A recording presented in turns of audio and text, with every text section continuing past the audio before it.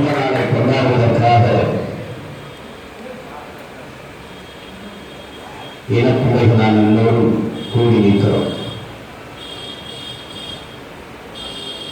இந்த கூட்டத்தை ஒருங்கிணைத்த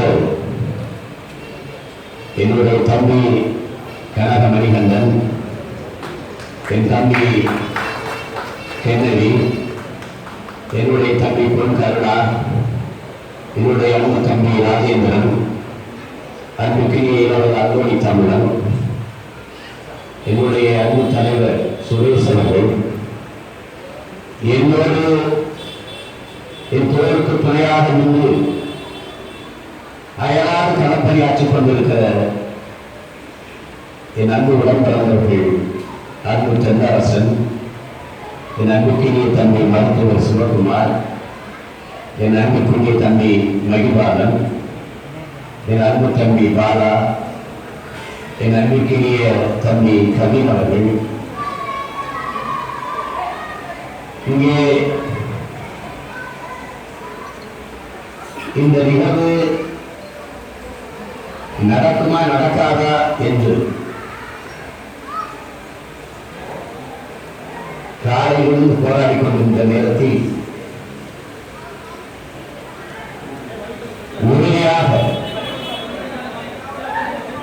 நடக்கும் என்ற நம்பிக்கை வந்து எப்போதும் என் பேரன்புக்கிய தம்பி மாறன் நாயகம் அவர்களே,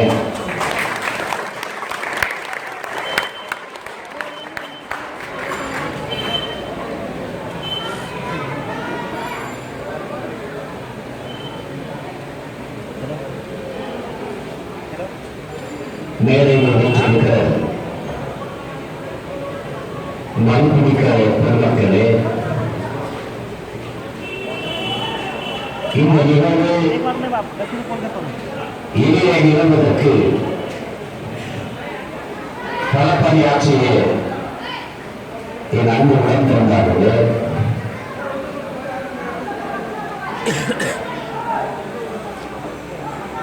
மராட்டிய மண்ணிலே வாழ்ந்த எப்போதும் நான் உயிருக்கு மேலாக நேசிக்கின்ற என் தாய் தமிழ் சொந்தங்களே, உங்கள் அனைவருக்கும் என் அன்பு நிறைந்த வணக்கம்.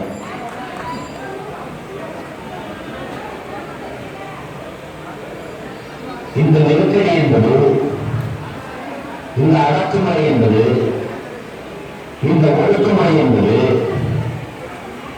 உணர்வற்றை அடிமைப்பட்டு கிடக்கிற தமிழ் தேசிய மக்களுக்கு தேவைப்படுகிறது.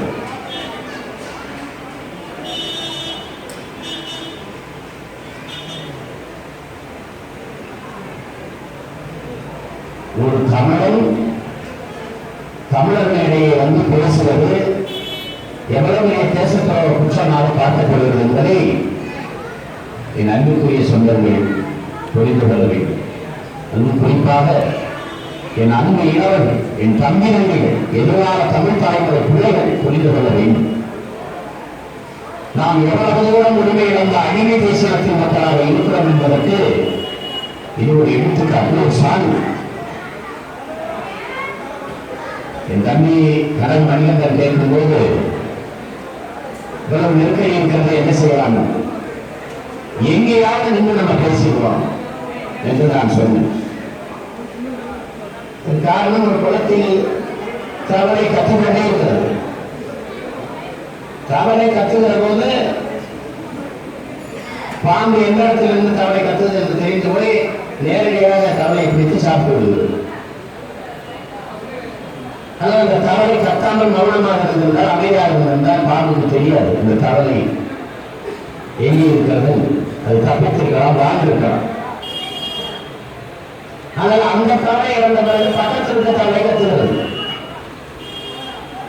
அப்போ அந்த பாம்பு அந்த தவளையை எடுத்து சாப்பிட்டு விடுகிறது. அந்த தவளை இறந்த பிறகு பக்கத்தில் இருக்கிற தவளை கத்துகிறது. சரியாக இடம் பார்த்து சென்று பாம்பு அந்த தவளையை பிடித்து சாப்பிட்டு விடுகிறது. அப்போது பக்கத்தில் நீந்தி வந்த மீன் கேட்கிறது,